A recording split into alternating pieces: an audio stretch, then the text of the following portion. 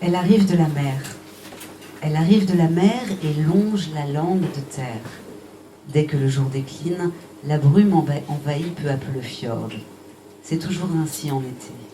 Elle avance, vient se tapir au pied des collines, derrière lesquelles elle jette un œil, entre dans le village, où elle lèche les angles des maisons, puis se lève suffisamment pour que je puisse épier aux fenêtres. Je vois les secrets. Je vois les gens qui cuisinent et s'affairent, urinent et chantent, se taisent et flânent. Certains pleurent, certains écoutent, certains ont le regard fixe. J'en vois qui étouffent un cri dans leur oreiller, qui jettent les poubelles, les souvenirs inutiles et défunts, et je ne détourne pas les yeux. Jamais je ne détourne le regard.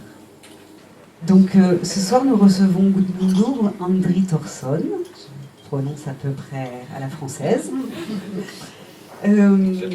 C'est bien. Gudmundur. Donc vous êtes islandais, vous êtes écrivain, vous avez déjà écrit 5 ou 6 romans, je crois. Et La valse de Valérie est le premier qui est publié en français. Est-ce que c'est le premier livre que vous avez écrit ou est-ce qu'il vient en 3e ou 4e place dans votre bibliographie?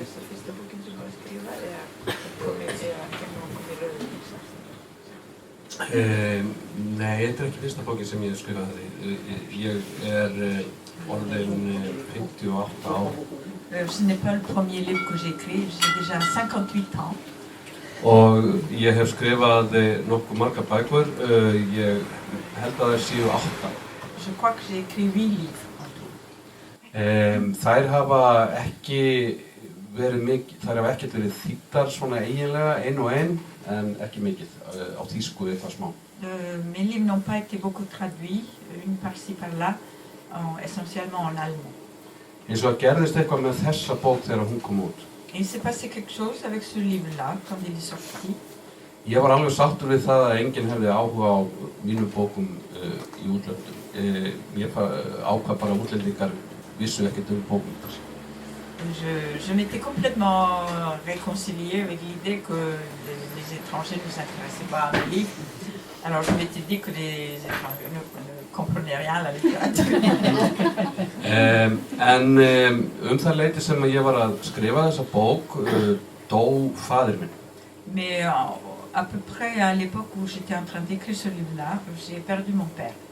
Hann var orðinn mjög gamall maður, hann var orðinn 85 ára og hans tími var kominn. Il était devenu très âgé, 85 ans, et puis son temps était venu. En allavega þá minntist ég hans þegar ég skrifaði þessa bók og hann vakti yfir þessari bók. Mais je me suis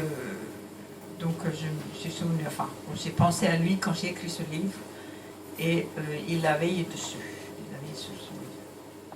Og ég held að hann, hvar sem hann je crois que lui, là où il est, où qu'il soit, hafi haft hönd í bagga með að þessi bók kom út víðum lönd af því hann hafi alltaf meiri áhuga á því að ég kæmi út en ég sjálfur. Je crois qu'il y est pour quelque chose, que ce livre-là puisse marcher à l'étranger. C'était toujours il s'intéressait, c'était ce qu'il voulait lui. Il voulait que je puisse être traduit à l'étranger. Þetta eina skýringi sem ég hef á því að þessi bók hefur komið út víðum lönd og verið lögð fram til Norðurlandaverðlauna. C'est la seule explication que j'ai que ce livre soit traduit et qu'il ait été nommé pour le prix littéraire nordique. Est-ce que vous avez vécu toujours à Reykjavik ou est-ce que vous avez habité dans un petit village?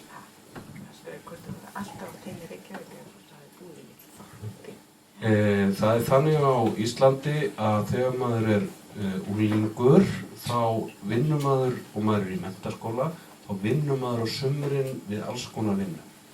Ça se passe en Islande, ça se passe quand on est adolescent ou quand on est au lycée. On travaille toujours l'été quelque part dans le pays. Og það til þess að við kynnumst því hvaðan við komum og hvaðan fólkið okkar kemur og á hverju Íslendingar lifa.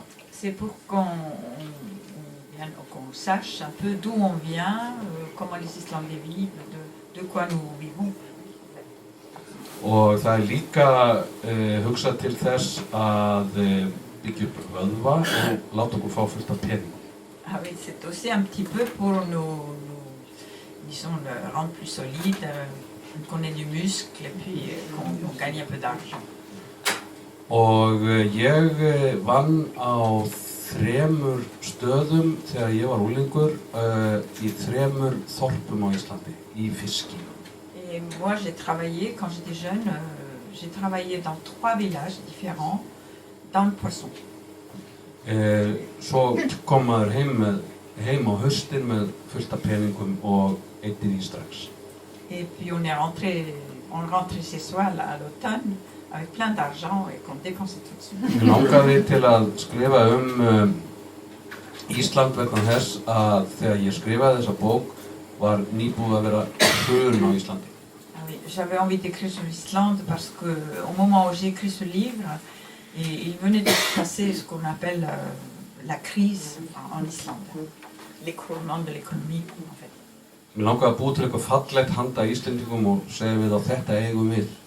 J'avais envie de créer quelque chose de beau pour les Islandais, pour leur dire voilà, nous possédons cela. Mér langaði að minna það á hvernig lífið þegar sólin skín allan sólarhringinn. J'avais envie de leur rappeler comment est la vie quand le soleil brille toute la journée.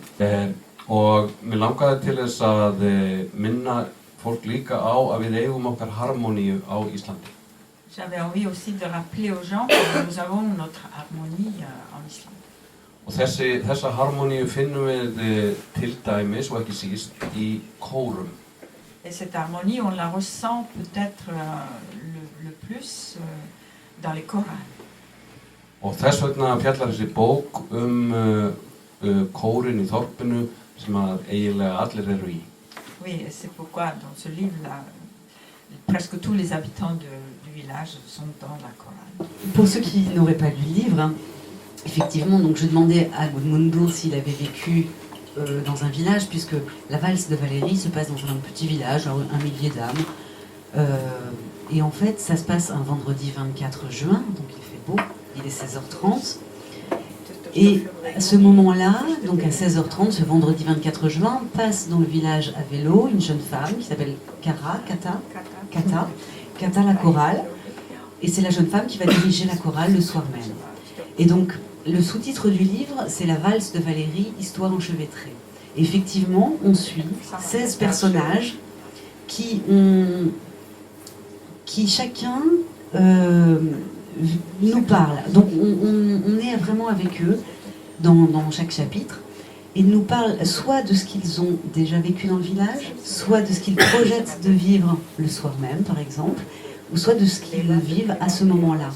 Par rapport à l'écriture, moi j'ai trouvé que l'écriture de Gudmundur était une écriture assez poétique, comme celle qu'on peut retrouver un petit peu chez Jón Kalman Stefánsson. Voilà. Et effectivement, Gudmundur fait bien nous parler des elfes et de ces croyances, parce que ça n'apparaît pas dans tout le roman, sauf au début et à la fin. Au début et à la fin, il y a l'esprit d'un poète disparu qui arrive avec la brume et qui voit ce qui va se passer. Et en fait, c'est vraiment voilà, juste le début, juste la fin. Sinon, le reste, c'est vraiment ce qui se passe, enfin, les gens qui vivent maintenant. Ég trúi sjálfur ekkert endilega á álfa og drauga. Je ne crois pas à tout ça. Je ne crois pas personnellement dans les elfes ou des fantômes. Þeir eru hins vegar sterkur þáttur í íslenskri þjóðtrú og íslenskum veruleika. Ils font quand même partie très importante de la réalité islandaise et aussi de folklore islandais. Fólk getur sagt frá því að það hafi séð álf eða heyrt í draugi og það ekki sett á geðveikrahæli. Et les gens peuvent raconter qu'ils ont vu une elfe ou qu'ils ont entendu un fantôme. Et on ne les enferme pas pour longtemps. Je trouve, en vous écoutant, que la langue islandaise n'est pas si éloignée de notre langue. Et c'est... On avait déjà fait une rencontre ensemble avec Jan Kalman. Et alors, j'avais l'impression qu'aucun mot ne ressemblait, qu'on avait... Enfin, moi, c'était l'impression que j'avais eu ce jour-là, qu'aucun mot islandais ne correspondait à un mot français. C'était une langue, presque une langue étrangère, mais très très loin, très très loin. Et là, en vous écoutant, voilà, il y a des mots qui ont quand même une résonance, des mots qu'on peut comprendre. Voilà, vous me rendez la langue islandaise plus proche. Ja, íslenskan elsta norræna málið. L'islandais est la langue la plus ancienne des langues nordiques. Eða öllu heldur íslenskan líkist mest því norræna máli sem var talað á miðöldum og allir norrænir menn í Evrópu út allt skildu og var lingua franca þeirra. Oui, c'est plutôt que l'islandais est la plus proche de la langue qu'on parlait au Moyen-Âge dans le nord et que toutes les nations comprenaient entre elles. Já, íslenska var svona heimsmál. Oui, c'était une langue du monde. En svo gleymdist hún á Íslandi. Mais on l'a oublié en Islande. En við fréttum ekki af því og við skrifum alltaf á íslensku eins og hún sé heimsmál. Mais nous ne le savions pas et nous avons continué à écrire en islandais comme si c'était une langue mondiale. Je me demandais si l'esprit du poète était le narrateur de tout le livre ou est-ce que chaque personnage est du point de vue de ce personnage. Alors, Elisabeth demandait si, je dis ça pour les gens qui sont là-bas, donc est-ce que l'esprit du poète est le narrateur de tout le roman ou pas? Écoute, on va nous répondre. Et est-ce que c'était un parti pris? Já, það þannig að sá sem að segir söguna skáld sem dó fyrir mörgum árum úr berklum.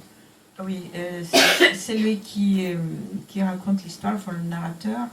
C'est un poète qui était mort, enfin qui est mort il y a plusieurs années de la tuberculose.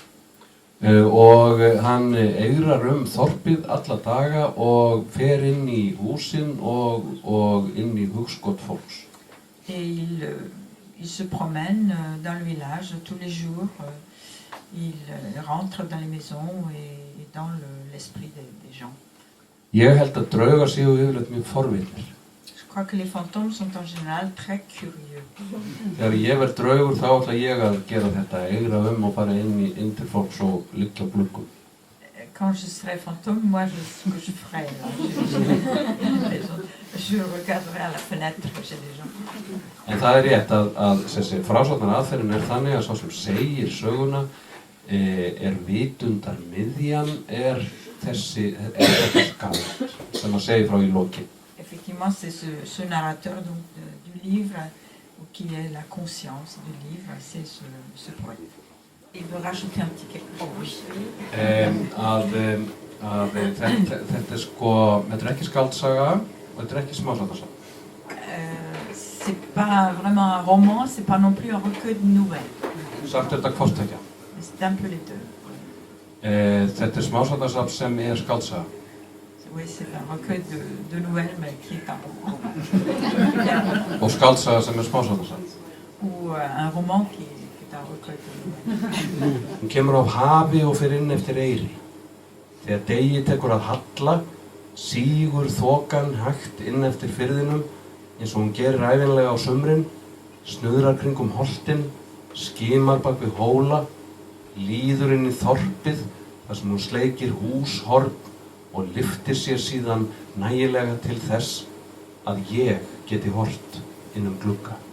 Ég sé leyndarmálin.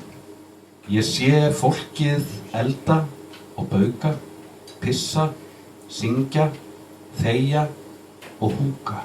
Sumir gráta, sumir hlusta, sumir stara.